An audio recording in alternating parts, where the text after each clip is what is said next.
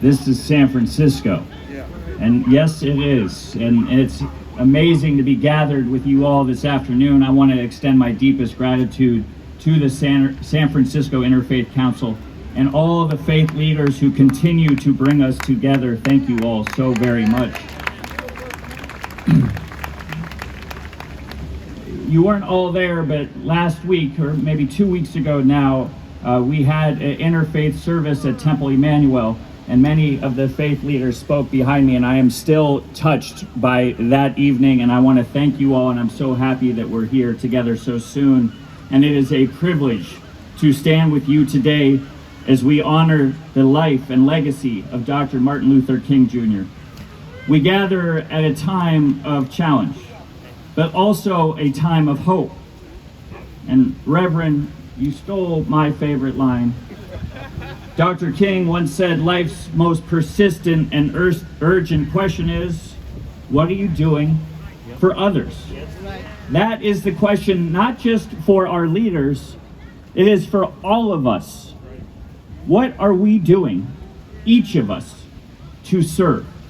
Each of us to serve, to uplift, to create the city, the country, and the world that Dr. King envisioned. Dr. King's leadership was rooted in faith, and his vision was bold and unwavering. He called for justice, not in words alone, but through action. He reminded us that faith is not passive. It requires courage. It demands that we stand up for one another, even when it's difficult, even when it's uncomfortable. That responsibility is not just for those in elected office. The civil rights movement was not won by just one person alone. It was carried forward by communities of faith, by workers, by students, by everyday people who believed in something bigger than themselves. And today, we must ask ourselves, are we living up to that legacy? Are we answering Dr. King's call? San Francisco has long been a beacon for those seeking belonging. People have come here for generations believing in our shared values of equality and opportunity. But we must acknowledge that we have work to do. Too many of our neighbors are struggling, whether from poverty, discrimination, or drug addiction. Attacks on the LGBTQ+ rights, hate crimes, and the vilification of immigrant communities are happening across the country, including right here at home. San Francisco must be a city where every individual feels safe and empowered. That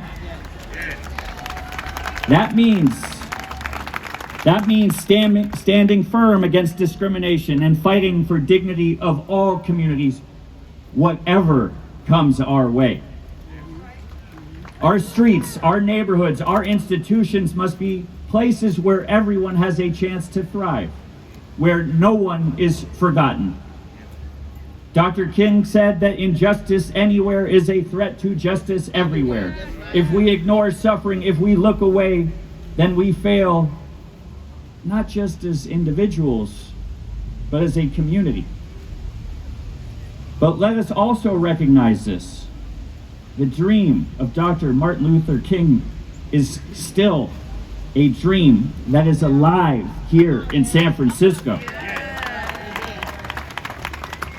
We see it in our schools, in our places of worship, in our community centers, and in the tireless work of so many people who continue to fight for justice, for dignity, and for a better tomorrow.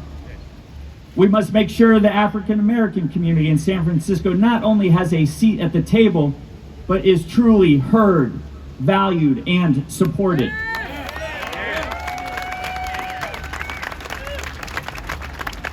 For decades, San Francisco's Black community has been the heart of our city's fight for justice. Yet, we cannot ignore the painful reality.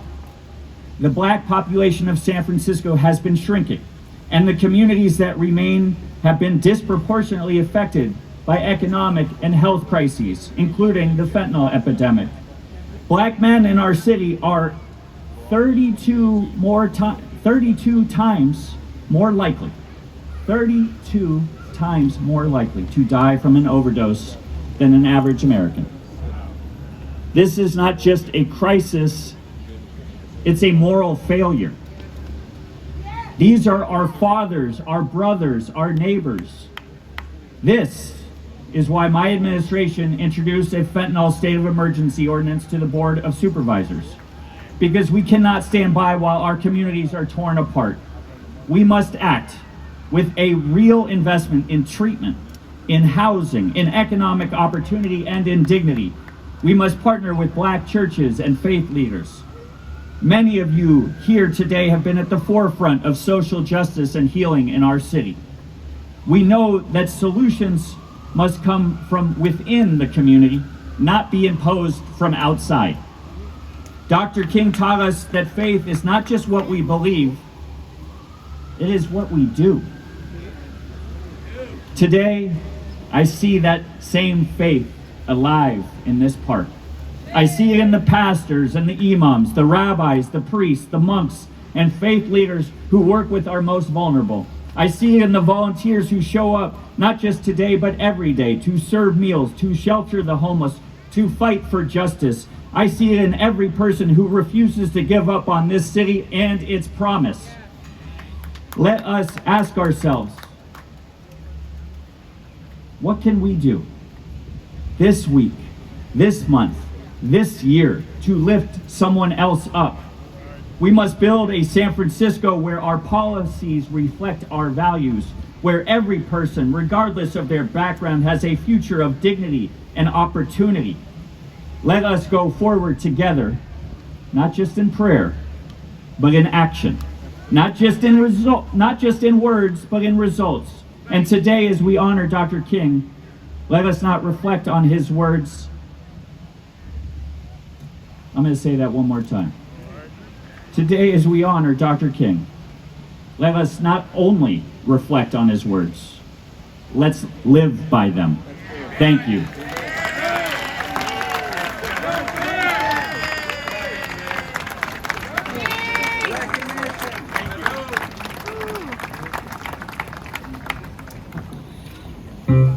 Hi, my name is Zoe Ellis.